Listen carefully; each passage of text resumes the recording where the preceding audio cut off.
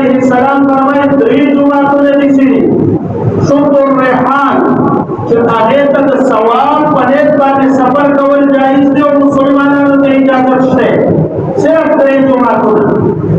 you بیت الله چې هلته اضافي اجر او ثواب ملاویږي او د دې ځای نه څوک په دې اراده باندې ځي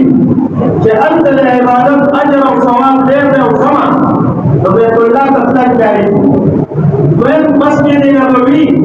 چې په دې ارادو نیت باندې څوک د سفر سامان وتړي او روان شي چې هلته د ثواب او اجر د عامو جوماتونو منظور په مقابله کې ډېر ملاوي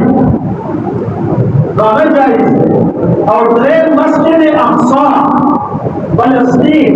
چې دا اوس د یهودو په پنځه کې دی او د هغوی د ظلم او د بربریت شیطان او په بار دا مسلمانان رابطاره دا کوشش وکړو چې زموږ د زړه نه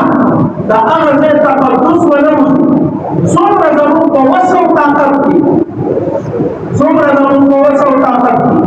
موږ به کوشش دا کوو چې دغه تقدس د مسلمانانو په زړونو کې بیدار وساتو د نړۍ فلسطین د مسلمانانو دا آه وقا دا د خلکو ته ورسوه هغه اوس زموږ دا دی چې موږ د اسرائیلي مصنوعاتو بایکاټ کم مصنوعات چې اسرائیلي کمپنۍ جوړه کړي بالکل د هغې د بایکاټ خو نه استعمال دا دوکانداران د کوشش وکړي نه دي راوړي دا باندې هغوی ته نقصان میلاوي او دویم نمبر